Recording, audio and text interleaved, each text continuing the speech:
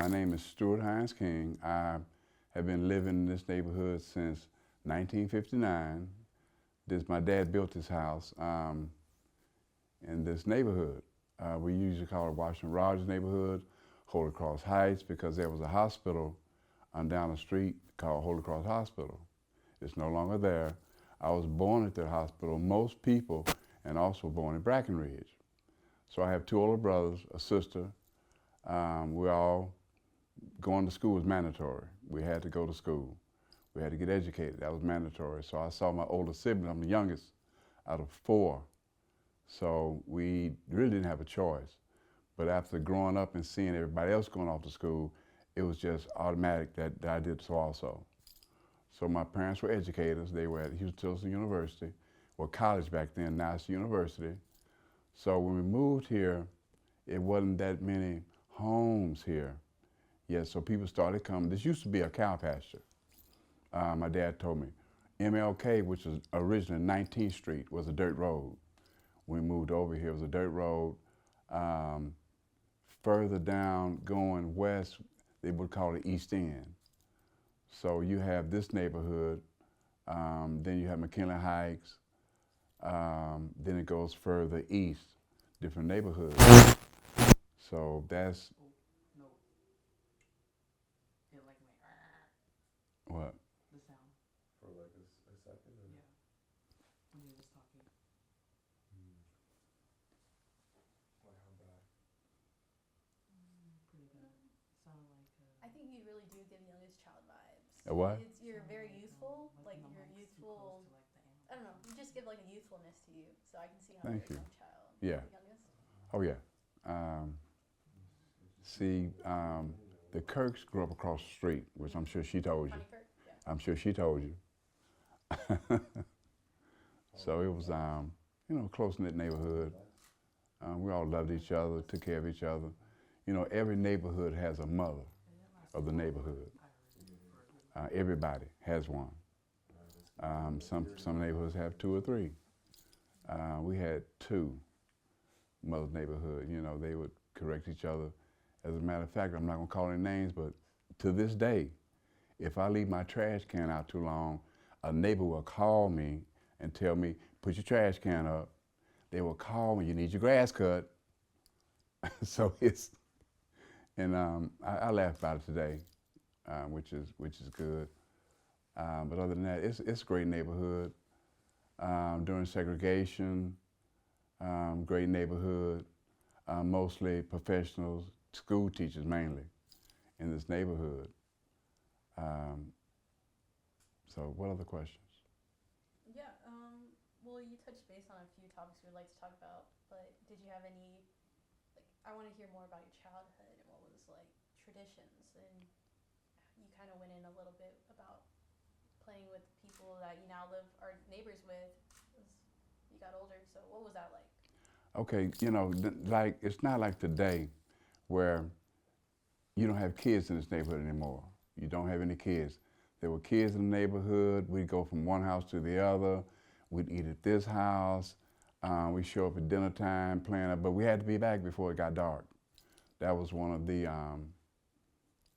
that was one of the laws of all the family. You had to be home by before it was dark.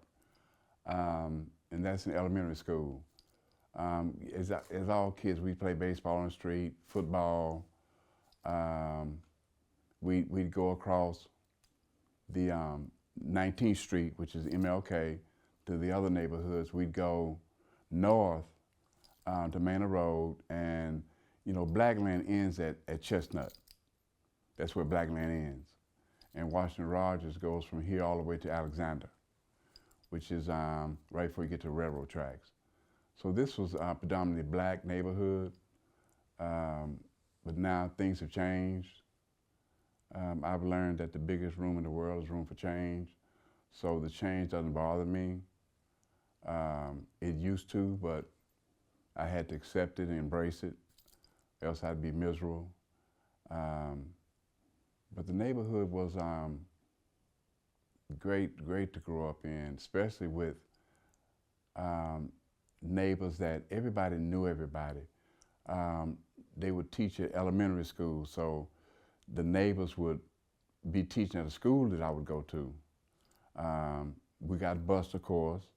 I went to Blackshear Elementary School, went to Blackshear.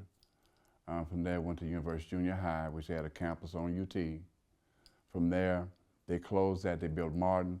I went to Pierce and Reagan. So we'd catch the city bus on Manor Road. They'd take us to Pierce. Next year, they'd take us to Reagan. My siblings all went to Austin High. My oldest brother graduated from Austin High in 1962. I was in the 2nd grade, to give you an idea. I can count my grades by the year. 61, 1st grade, 62, the 2nd grade, and so forth. So it's easy for me to keep up with where I was by the year that it was. You know, like all kids, we get together. We didn't have house parties.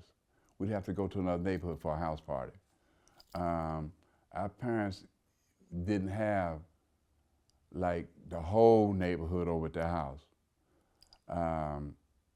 Like kids from other neighborhoods would not, they'd come over and play football against us, baseball, whatever you have it, but as far as, it was a close-knit neighborhood, Washington Rogers, where everybody knew everybody, of course. The kids, we all played with each other, we all grew up together. Some of the kids that we grew up with are no longer here. A lot of them moved away. But some of my closest friends that we grew up with, it's only one that stayed next door to Miss Mims, Brenda, Malik. There was a family there. We were all around the same age. I'm 69 years old, so we're all around the same age. And the neighborhood has changed because the kids are gone. All AISD is really hurting because there are no kids in the neighborhood to go. The charter schools have taken a lot of kids away from, they closed Sims Elementary School, they closed Rosewood Elementary where Miss Kirk taught. Miss Betty Washington that lives next door, house down from Miss Kirk was a librarian at Rosewood. They closed that. They closed Sims Elementary School, which is now Norman Sims, which is off of Tannehill. So the dynamics has changed. The density is crazy. The parking in the neighborhood is crazy. So many people that moved in that everybody wants to come to East Austin. When there was a time when nobody came across 35, nobody came to our neighborhood. It's just, and it's changed because of that. Everybody wants to be close. We're close to UT. We're close to downtown. I'm sure y'all know in 1928 they made all the African Americans move this side of the city, this was a dump and a cow pasture. It was the end of town. Back then, that's why we had dirt roads down MLK, which is 19th Street. And I tell everybody that moves to Austin, it's easy to get around because all the number streets are parallel. The name streets are horizontal in East Austin. For instance, you can go from here, if you take Chicon, you can go all the way down to 2nd Street, 1st Street, 2nd Street. So it's easy to get around in East Austin. Well, when I was born, we lived on 16th Street. My dad rented a house from the Timmons family, and he was the football coach over at Anderson High School.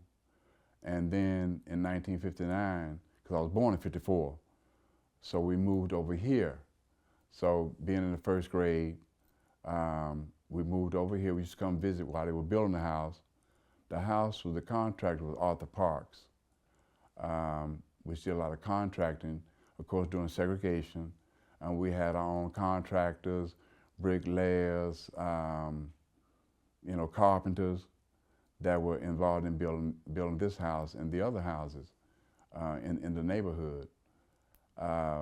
So living here, a lot of memories, a lot of positive spirits. Don't hold that against me. So and I enjoy it because I still have a connection with the house that is hard to explain. Home is where the heart is, and I've been here for so long, went away to school.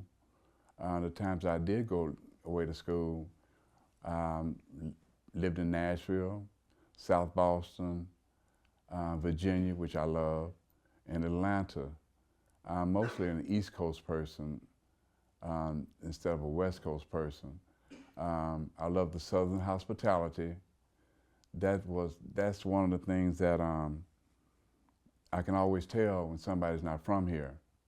Either they're blowing the horn at you, or they don't know where they're going, and no Southern hospitality.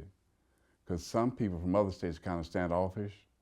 I speak to everybody, even on the elevator. I ask everybody, how you doing? Good day. I smile. A lot of people don't smile anymore for whatever reason. But I love the Southern hospitality that Texans have, most Texans, let me correct that, have in the state of Texas. Love Texas, and I love Austin. I love East Austin. I call East Austin, Texas. The reason being is, growing up, there were two Austins. There was East Austin and the rest of Austin. South Austin had blacks, West Austin did not, which was, we understood, and we didn't complain about it.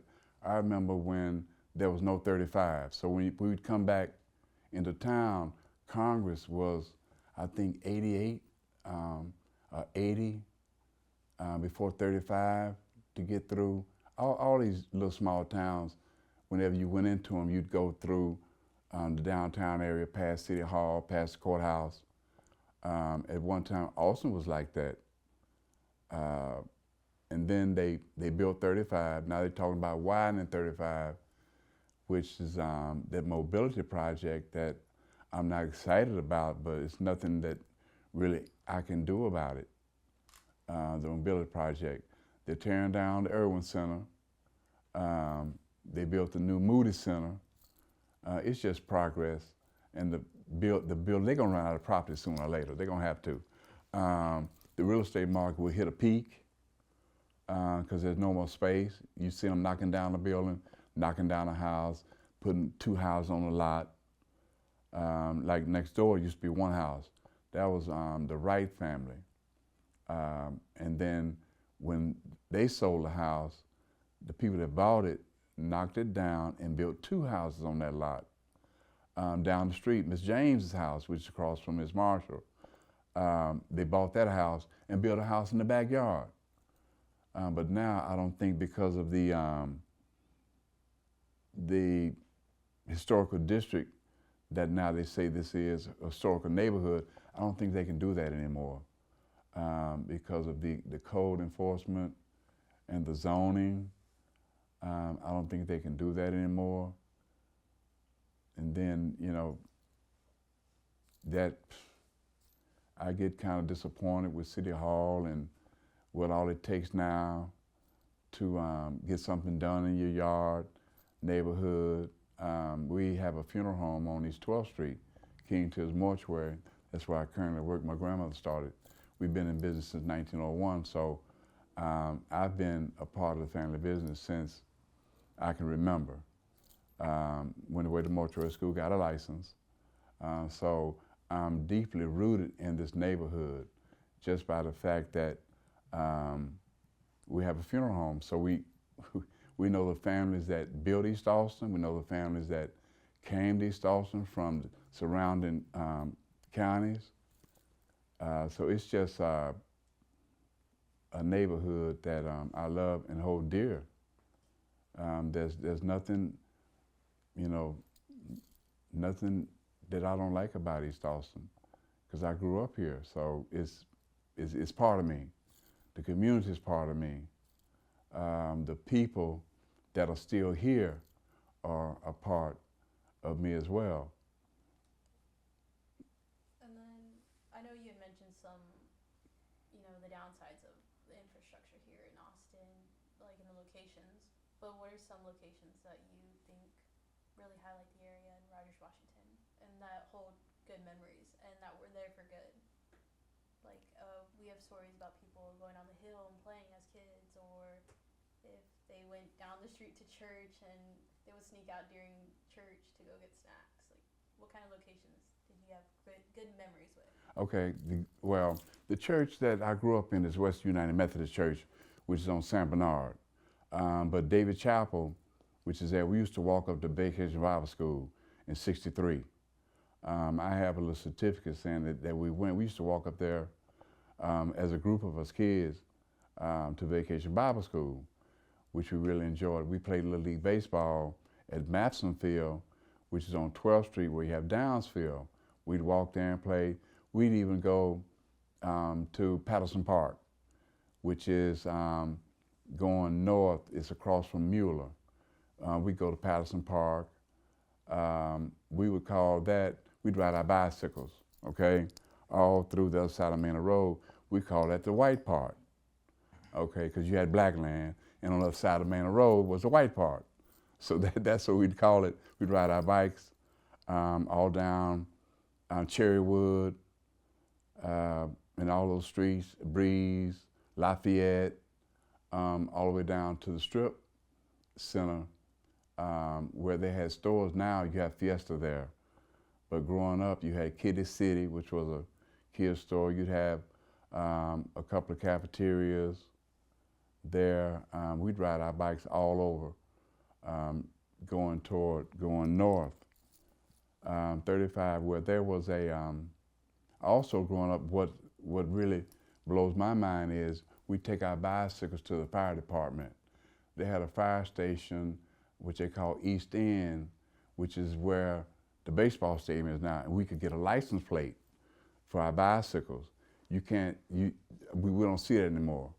As far as, yeah, you don't see that, but we take our bikes to the fire department and get a license plate that we put on the back of our seats.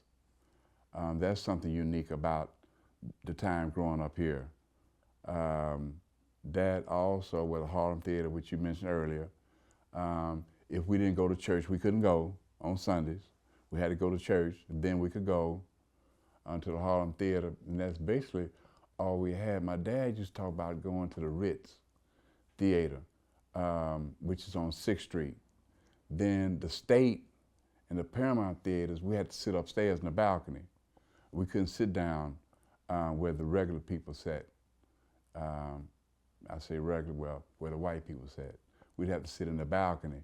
I remember that. I remember certain restaurants we couldn't go to, like the Piccadilly. I think it was on the corner of Congress and 9th. I have a picture in my phone where we were with this organization called Jack and Jill, okay? We still exist today. It's a social organization of families, and they kind of nurture their kids with plays, orchestra music. It was kind of like an education that we got because they take us places. And during segregation, we picketed this ice rink that was on Airport where we couldn't go. So I have a picture in my phone of all of us, the Kirks, my brother, my sister, where we're holding signs picketing the skating rink, which was on Airport. Now it's some kind of warehouse. It's between 38th and MLK, where 38th and Manor Road is where this ice rink was, and we couldn't go. We didn't know any better, but anyway, we picketed that. I remember doing that as a kid in this neighborhood. That was kind of unique. Let's see, what else? We never got into trouble. Of course, as kids, we played softball, baseball, and break somebody's window. That was a thing. We'd raid people's pear trees and plum trees, jumping over somebody's fence. Miss Tolliver, she had a pear tree, and we'd go and jump over and go grab some pears and run and get out. Miss James, that lived down the street, she had a candy dish in a living room, and she would only let 2 people in to get candy to take to the rest of the kids in the neighborhood. Miss Jane, she was a sweetheart. She's not here anymore, of course. And Miss Tolliver was her sister. Miss Tolliver stayed catty corner to Brenda. And then the Hearst family was next to that. Kathy. It was just a good time. You don't see that anymore, where kids run through the neighborhood, jumping people's fence, grabbing pears off the tree, plum tree, peach tree, fig tree. You just don't have that anymore. So that was a great time in my life to experience those kind of things with everybody who grew up in the neighborhood. It was kind of mischievous, whatever you want to call it, but Miss Tolliver, she was the only one that didn't want us in her yard. So we'd have to sneak and jump the fence and hurry up and grab the pears and come back over the fence and leave. And we did it while she was at work. That was the best time to catch Miss Tolliver and her pears and her tree. That was the best time. And because we get out of school and she was still at work. So we go and do that. That's one of the things in neighborhoods that kids just don't do anymore. Kids are stuck in the house, on the computer, on the pads, so they really don't get an education of their communication skills are missing. They're communicating with their neighbors, communicating with other kids in the neighborhood. Those skills are lacking. So there is a whole generation that is going to be not having those communication skills, those skills of talking to people, learning people, asking questions, because they're stuck in the house. We were glad to get out of the house because we didn't have computers. All we had was a TV that showed black and white. Maybe on Saturday morning watch cartoons. Other than that, TV went off at 10 o'clock. Growing up, black and white TV before they had color. We go off at 10 o'clock. We had maybe one radio station, the LBJ radio station and TV station that our former president, Lyndon Baines Johnson, owned. Then we got another television station, then another one in time. But we didn't have those luxuries of a computer and games. The only games we played was Monopoly, checkers, football, baseball, basketball, Candyland, see, and that was about it. Mousetrap. I remember getting a Mousetrap game for Christmas one year, and that was about it. But mostly we were outside all the time. And then, like I said before, we had to be back in before it was dark. But that was just a great time. The kids don't have that experience anymore. And it's sad that they don't. Because I don't see, they used to make us leave the house and get us out of the house. And plus we enjoyed getting out of the house. We get home from school, put our books up, and head straight outside. Do our homework when we got back. Sometimes we couldn't leave the house till we did our homework. But that was, and kids, I don't think have homework. I don't see kids with books anymore. Like we used to bring books home to do our homework in. I don't think kids even have books anymore, like we did. We had a book satchel. I wanted to ask you, since you said you were a kid and you've been with the family business, like how did that go when you were a kid? Did you start going there and helping out? Like what was that like? Okay. Growing up around a mortuary, a funeral home, I used to go stay with my grandmother because I was the youngest. So when she'd go to work, I'd go with her next door to the family business. And all of us did. So it was like really nothing really to us because we were around the business so much. It was a family business, so we knew that was expected of us to be able to go to the funeral home. Nothing scary. You know, we'd run through the chapel, hide behind a casket, try to scare people in the funeral home.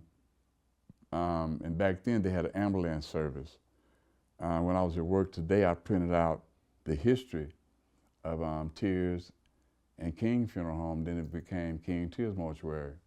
So that's how I got to know a lot of families because of what my family did as far as the funeral home. Close connection to churches, to pastors, to the clergy in the neighborhood, which made me grow. And also 11th and 12th Street, which was where that's all we had. We didn't go down on Congress. I remember when we couldn't eat in Woolsworth. We didn't have a mall to go hang out in. Everybody would go downtown, or either up on 12th to the Harlem. Where else do we? Oh, the Carver Library. We used to do field trips from Blackshear, because Blackshear's like not too far from Carver Library. Keelan was there, and then we'd take a field trip. We'd walk from Blackshear over to Carver Library. Back then it was much smaller. By the time I left junior high school, they had enlarged the Carver Library. But back then it was just the one building. The oldest building, if you pass by, it's the oldest part. That was the library. That was exciting. And also in school, elementary school, they used to take us to hear the Austin Symphony. I remember that very well.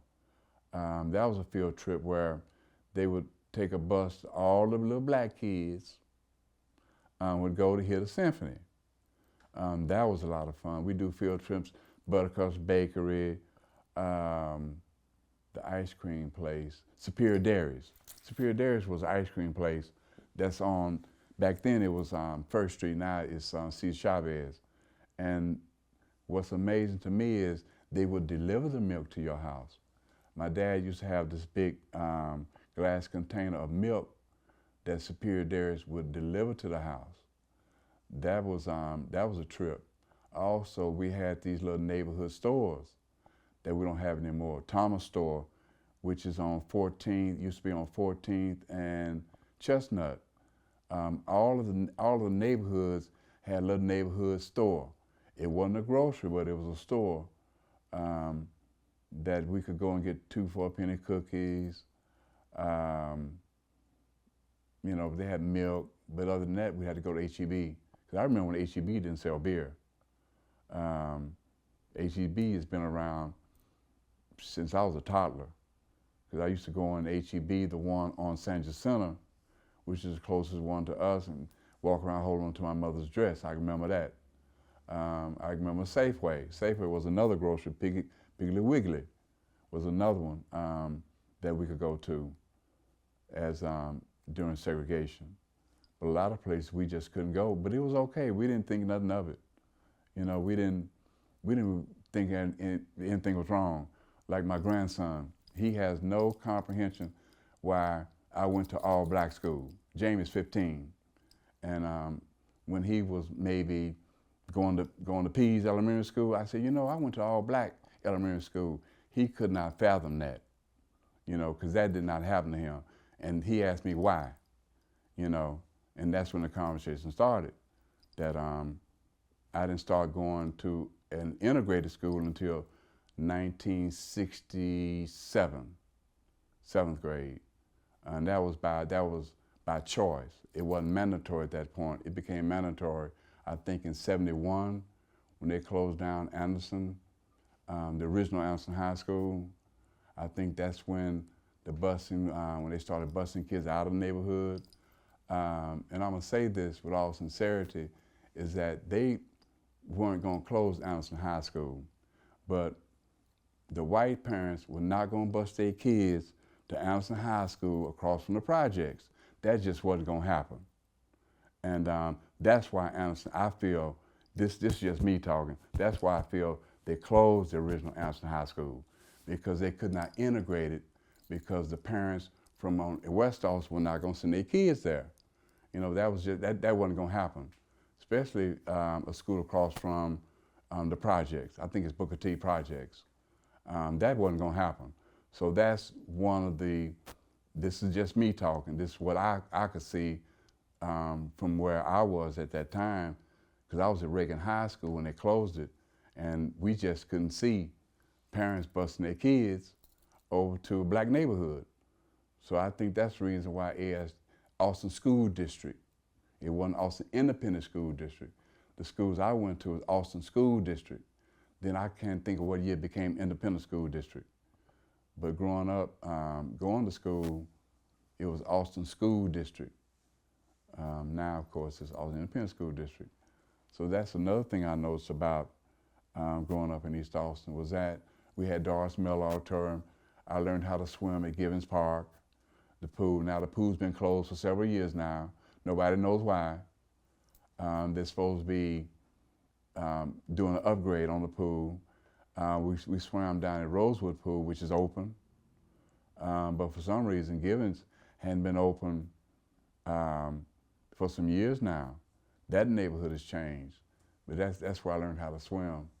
And Coach Jackson, which was a football coach that lived over a couple of houses down across the street from Brenda, he taught us how to swim at Givens Park. When I had to be in the first grade, second grade, where we learned how to swim. So that's part of the neighborhood. Just one big neighborhood. Everybody knew everybody. Your mother could whoop me. My mother could whoop you. Then you get a whooping when you went home. Because by then the news got there that you done messed up, did something wrong, was mean, disrespected somebody's parents. You were gonna get it when you got home. That was kind of the way it was. You don't have that now. Kids are raising themselves. You have single parents that are not there mentally, spiritually, or physically. So kids are raising themselves. That's why I'm concerned about the generation that we lost during COVID. Nobody went to school. So these kids are at home doing nothing. They weren't gonna pick up an iPad that the school was giving them and go home and do some homework. It was just too much fun not to go to school because they could play all day. So that was a disappointment to me. That's a whole, I think it might have been 2 generations that didn't get an adequate education like we got. You don't get the education in these public schools that we got. You just don't. Because the teachers that we had, they knew your parents. They knew how to contact your parents. So we didn't act a fool when we went to school because we know when we got home we'd get it. So that's the changes that I see that has happened in East Austin. The education that we got was top notch because teachers could use the Board of Education on you when you did something wrong in class. It was just totally different times than it is now. And those are the changes that are devastating to a community and to a city because they're not getting a quality education like we got growing up. So how would you like Rogers Washington Holy Cross neighborhood to be remembered? Do you remember it as a neighborhood that cared about their neighbors, a neighborhood that would speak to their neighbors? Because now we have neighbors that don't speak. I make them speak, especially when they pass by my house and bring a dog in our yard, okay, and don't pick up after the dog. If I'm outside, I'll make them speak. We had to, my mother-in-law is quite something. She lives in Dayton, Ohio. Don't you know these bags that they're supposed to put dog dropping in? She got a bunch of them and hung them on the stop sign. So if people didn't have one, they had access to one. That's how many dogs would come by this house every day, during the day. Growing up, dogs, nobody walked a dog in this neighborhood. Dogs stayed outside. Didn't nobody have a dog in their house? Well, maybe 1 or 2 people might have a Chihuahua, but as far as the dogs stayed outside. Now you see dogs everywhere, restaurants, grocery stores, And they're not what you call them? The dogs that's supposed to help you. You see dogs everywhere. That's a trip. Because even on the airline, you know, if my wife and I, we fly a lot. So we had to start flying first class because we didn't want to sit in the same row as the dog at the person's feet. So then we go to first class, and this lady brings this big old dog sitting in the first row, the dog laying down. The dog is huge, which is, to me, it's disturbing. You know, I have nothing wrong with. I love pets. I don't want no pets, but I love people that have pets. The only thing I had was a goldfish that we had a hard time keeping alive. Well, we did have a couple of dogs, but they stayed outside. You know, they didn't come in the house. We played with them outside. They walked themselves. Nobody walked a dog around here growing up. I can't remember anybody. The Kirks had a dog named Banjo. And next time you talk to Connie, ask about Banjo. Banjo would bite everybody in the neighborhood. And that was a trip. So we kind of stayed out of their yard. But I could go over there. Banjo wouldn't bother me, but Banjo would bite everybody. Never will forget that. And they're the only ones that really had a dog that would bite. Which is, now I look back on, it was kind of funny because it bit one of the birdettes in the face one time. The youngest boy stayed across the street. It's 5 boys in the house. Mother, hard worker. Dad worked for AISD. Other than that, that was it. But those are the changes that can make or break a community. So it's, you know, it's just those, yeah, it's, looking back on it now, I can see why my generation, East Austin, was so blessed because of the education we got, the family unit, the neighbors cared about each other. They would feed you if you didn't have any food. We didn't see any homeless. We used to call them hobos. We didn't see any homeless growing up. All of the homeless people were based down a railroad track, and they call them hobos. But other than that, we didn't see any homeless. Everybody took care of their own. Growing up, you might see some people with some mental problems, but they were in the mental institution out on Guadalupe, off State Hospital. That's something that I will never understand, why we don't take care of the homeless. We can send a man to the moon. These private companies can send a man to the moon, but they can't feed nobody. You know, you have all these private companies sending rockets to the moon. Somebody just landed something on the moon, and I think it went sideways. You couldn't take no pictures. It's crazy. But they can't feed nobody. All this money, but they can't put this money back into anybody's community. That's kind of disturbing to me. But that's something I look at. I can't fix it, but at least I have my own opinion about it, which everybody has an opinion about everything, which I understand. I'm not going to say what opinions are because it's not appropriate on camera. Wow, Washington Rogers neighborhood. And that's not Mr. Rogers' neighborhood, Washington Rogers neighborhood. We don't have a Mr. Rogers in this neighborhood like you see on TV.